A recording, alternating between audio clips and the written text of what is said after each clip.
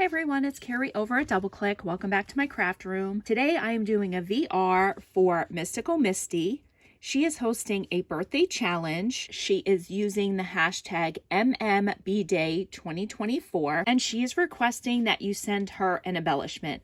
Here is the project that I am sending her. I didn't have a lot of celestial stuff in my stash, but I did use what I have. I made the card front flat and blank so that I can ship it flat rate mail. This is the inside. I made these mini policy envelopes for her. And on the inside, I put little cards with some planet stickers on them.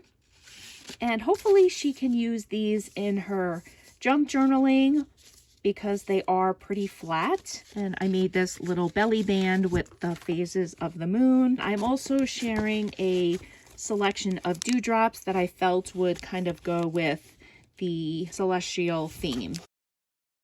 And that is my entry for Mystical Misty. I will link her channel down below. Misty, I hope you have a great birthday. Thank you for hosting such a fun and easy challenge. I thank you guys so much for stopping by and have a great day. Bye guys.